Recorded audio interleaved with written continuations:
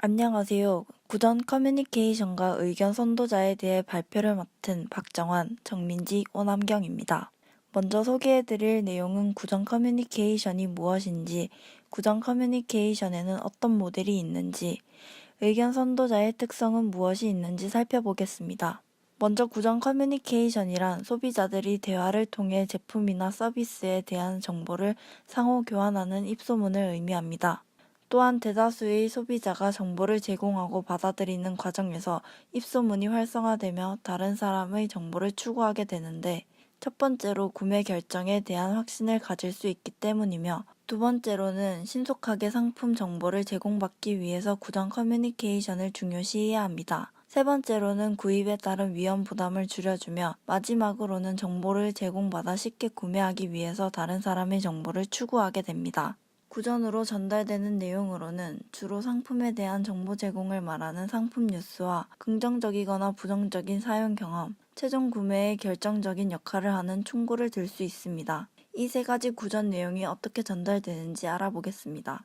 1단계 모델은 하향설에 근거한 모델로서 하류층 사람들이 상류층 행동을 모방하여 새로운 유행이나 스타일이 상류층에서 하류층으로 이동하는 것을 말합니다.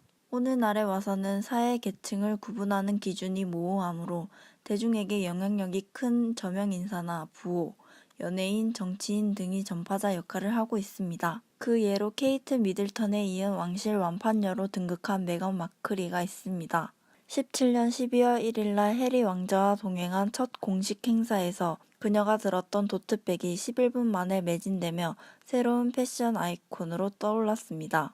중고 의류 판매 회사인 포시마크의 쇼핑 데이터에 대한 최근 분석에 따르면 메건 마클리가 착용하는 코트와 핸드백은 소셜 마켓플레이스에서 가장 수요가 많은 아이템들이라고 전해집니다.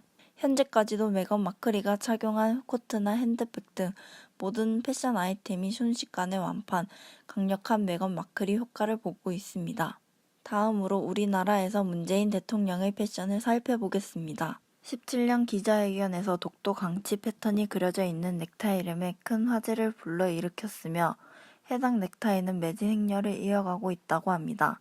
또한 취임 직후 기자들 100명과 함께 북한산을 등산할 당시 자신을 취재한 마크맨과 등산을 하면서 착용한 등산복이 선풍적인 인기를 끌었습니다. 이 등산복은 이미 단종된 상품이었지만 사람들의 문의가 이어지면서 재출시를 결정하고 판매하고 있습니다. 이렇게 정치인들의 패션이 대중들에게 새로운 유행이 되어 순식간에 전파되고 있습니다. 마지막으로 이번 겨울에 뜨거웠던 평창 롱패딩입니다. 가성비가 좋은 패딩으로 입소문을 타 온 오프라인 매장에 입고될 때마다 완판 행진을 벌였습니다.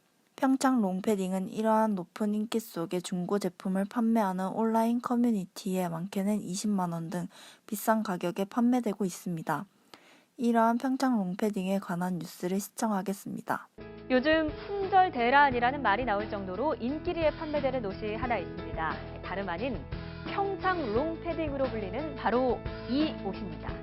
오랜 시간 벤치에서 대기하는 동계올림픽 출전 선수나 스태프의 체온을 보호하기 위해 만든 올림픽위원회 후원 제품입니다. 가수 선미, 그룹 EXID의 한이, 배우 박한별, 신리나 등 연예인들이 이렇게 평창 롱패딩을 입은 사진도 화제가 됐습니다. 폭발적인 인기의 비결은 무엇보다 가격 대비 성능이 좋은 패딩으로 입소문을 탔기 때문입니다. 이 때문에 온라인, 오프라인 매장에 입고가 될 때마다 완판 행진을 벌이고 있고 일부 중고 사이트에서는 웃돈까지 얹어서 팔리고 있는 실정입니다. 네티즌의 반응도 살펴보죠. 평창 올림픽 롱패딩 가성비 정말 좋습니다. 2벌 사세요. 이렇게 보온성이 뛰어나다는 평가도 보였고요. 개인 홈페이지에 평창 롱패딩 2개 샀다고 자랑을 했더니 웃돈 줄 테니까 자신에게 팔라는 댓글이 달렸다. 이런 반응도 보입니다. 한편에서는 평창 롱패딩이 워낙 인기가 많다 보니까 나중에는 붉은 안마 티셔츠처럼 모두가 입고 다니는 게 아니냐 이런 반응도 있었습니다. 2단계 모델은 1차적으로 대중매체의 정보를 받은 의견 선도자가 구전을 통해 제대로 정보를 받지 못하거나 대중매체에 덜 노출된 사람에게 정보를 전달하는 것을 말합니다. 오늘날에는 소비자들이 적극적이고 대중매체가 미치는 영향이 광범위하다는 등 여러 가지 한계점이 있습니다. 이러한 예로 중국 파워블로거를 살펴보겠습니다. 특히 중국 파워블로거들은 인터넷 생방송과 웨이보, 웨이신 등과 같은 소셜 네트워크를 통한 대중과의 접촉면이 넓어 광고, 이커머스 등 다방면에서 활동하고 있습니다. 그중 장따이는 웨이보 팔로워 400만 명 이상을 보유하고 있으며 의류를 설명하는 생방송을 진행하여 매출을 무려 2천만 위안을 기록하기도 했습니다. 이와 관련된 뉴스 영상을 보시겠습니다. 중국인 관광객들, 지난 노동절 연휴에만 10만 명이 국내로 들어와서 쇼핑가를 휩쓸고 갔는데요. 중국의 이런 폭발적인 소비 생활을 주도하는 파워 블로거들이 귀하신 몸이 되고 있다고 합니다. 보도에 김현아 기자입니다. 패션과 여행에 관심이 많은 31살 류쉐 씨. 이번엔 한국을 찾았습니다. 최고급 호텔에서 3박 4일간 묵는데 숙박과 식사가 모두 공짜입니다. 신세계 백화점과 명품관, 역시 신세계가 운영하는 청담동 명품 로드숍 등이 주요 코스로 1인당 쇼핑 지원금도 300만 원이나 받았습니다. VIP 대접을 받는 건 이들이 중국판 트위터, 웨이보에서 100만 명 이상의 팬을 거느린 파워 블로거들이기 때문입니다.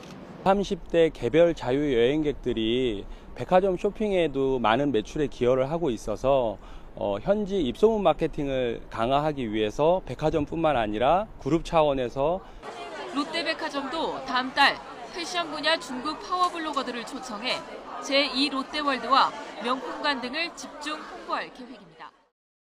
다음으로는 SNS상에서 제품을 리뷰하고 공유하여 정보를 전달하는 사례입니다. 화장품 브랜드 23 years old의 바데카실 크림은 트러블 피부의 사람들에게 인생템으로 꼽히며 SNS에서 연일 이슈가 되고 있습니다. 의견 선도자들이 SNS에 제품 사진과 구매 후기를 들려주어 제품에 대한 정보를 제대로 받지 못한 사람들에게 전달해 구매를 유도하게 합니다. 또한 중국의 배우 판빙빙은 자신의 SNS에 마스크팩, 스킨케어 제품, 색조 화장품들을 추천하여 그 제품이 품절되는 사태가 일어나기도 했습니다. 특히 일본 브랜드의 마스크팩 제품은 판빙빙이 사용 후기를 올린 후 판매가 폭발적으로 늘어났으며 문의는 물론 해외 직구 업체들도 제품을 구하지 못해 어려움을 겪었다고 합니다.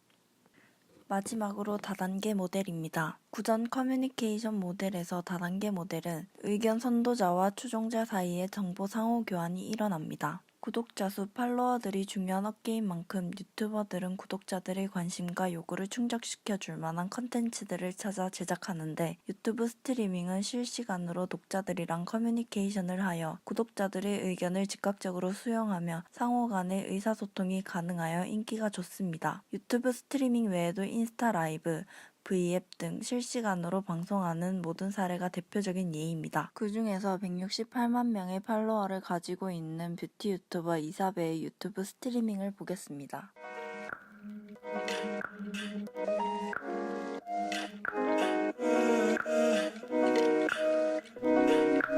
제가 많이 건조한 타입이라 비비를 요즘 꼭 깔고 그 다음에 파운데이션을 해요. 중요한 날이 아니면 그냥 비비만 바르고 나가고요. 건조한 베이스 맥투 베이직이 올라갈 거거든요.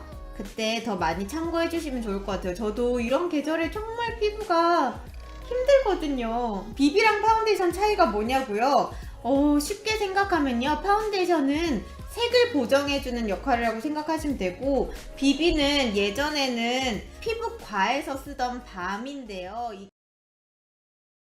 다음으로 의견 선도자에 대해 알아보겠습니다. 의견 선도자란 구전 커뮤니케이션에는 다른 사람에게 영향을 미치는 의견 선도자와 그들의 영향을 받는 추종자가 있습니다. 그래서 영향력 있는 사람은 누구이며 어떤 자질과 능력을 가지고 있는가를 파악하는 것이 중요합니다. 이 의견 선도자를 파악하려면 구전 커뮤니케이션 모델을 근거로 하여 아래 표와 같은 특성을 지닌 사람을 찾아야 합니다.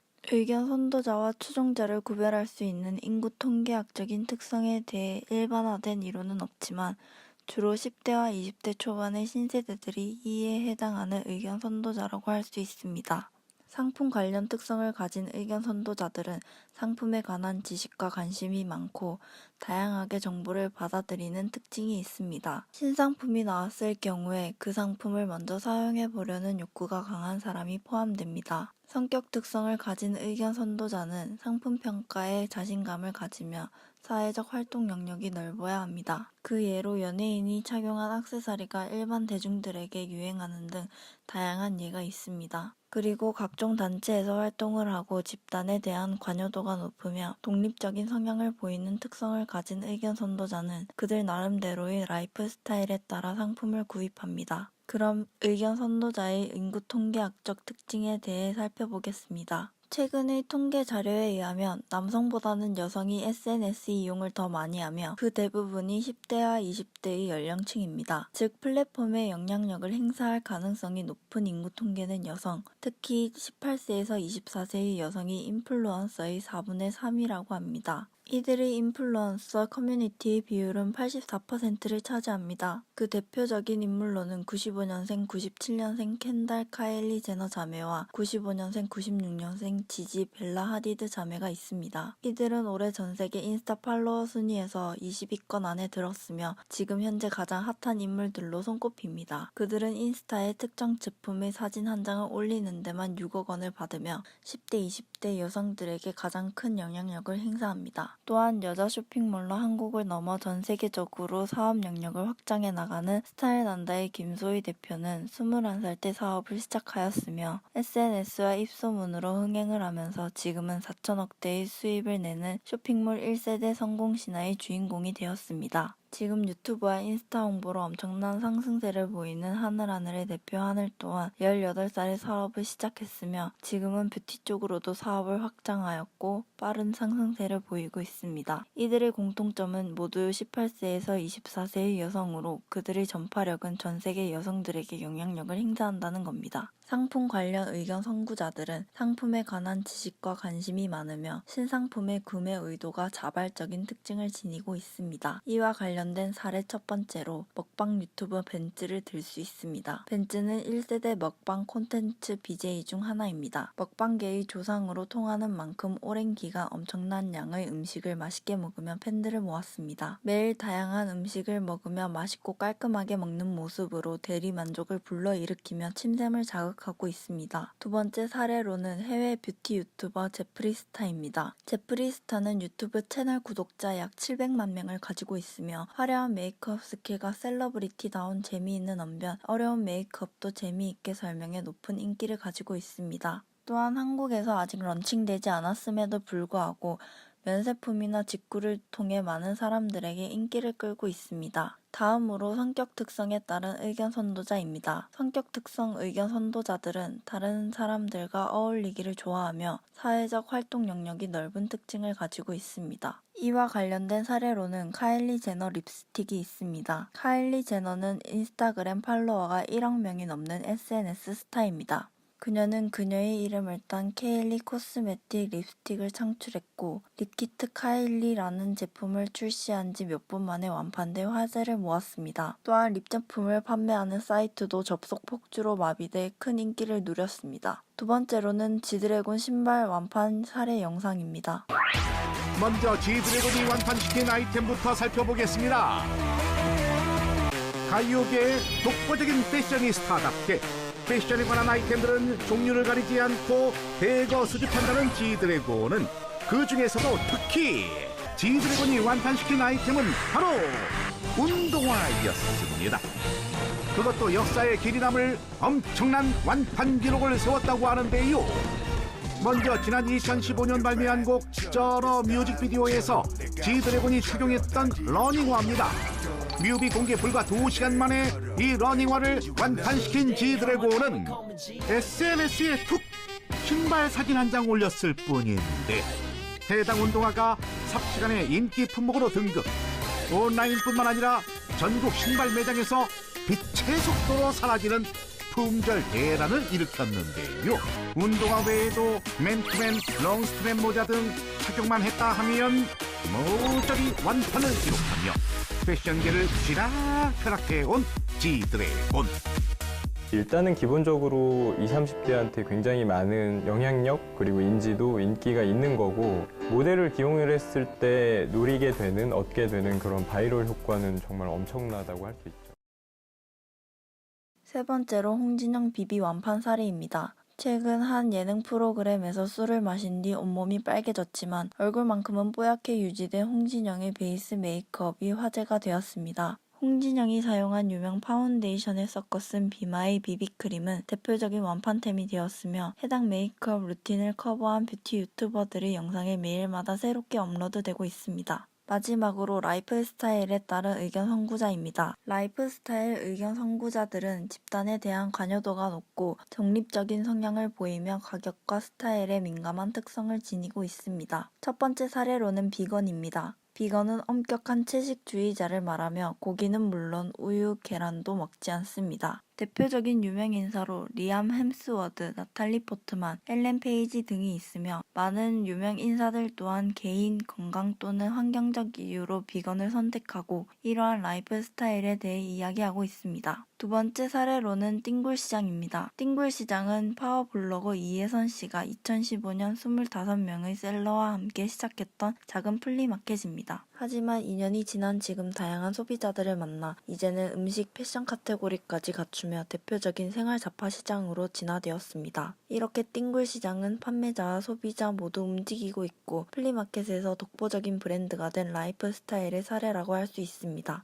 앞서 말했던 의견 선도자는 SNS상에서 수만 명에서 수십만 명의 팔로워를 보유하고 있으며 트렌드를 선도하는 영향력 있는 사람, 즉 인플루언서들이 등장하고 있습니다. 기업들은 이들을 이용해서 신제품 광고나 기존 제품의 이미지 제고 등의 목적을 달성하고자 합니다. 이러한 방법을 인플루언서 마케팅이라고 부릅니다. 광고주 입장에서도 인플루언서를 이용하는 것이 유리하기 때문에 인플루언서 그 자체가 플랫폼상에서는 움직이는 광고 매체이며 스타를 이용한 마케팅보다 비용이 적어 소위 말하는 가성비가 좋은 마케팅입니다. 2018년 제1기획에 따르면 모바일 플랫폼의 영향력이 전통적인 미디어보다 커지고 있으며 그 성장력은 무서울 정도입니다. 그럼 인플루언서 광고를 플랫폼화시킨 실제 사례인 에드픽과 다이아TV에 대해 알아보겠습니다.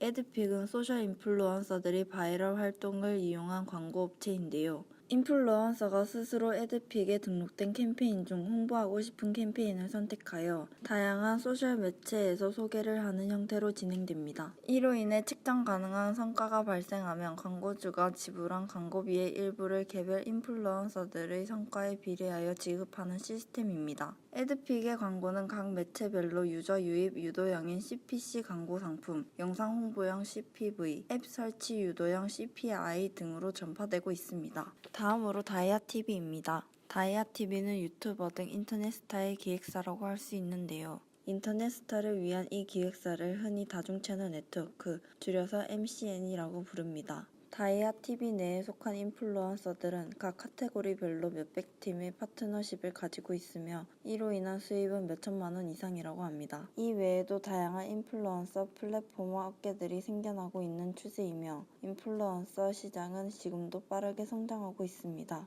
이상으로 구정 커뮤니케이션과 의견 선도자의 마케팅 사례 발표를 마치겠습니다. 감사합니다.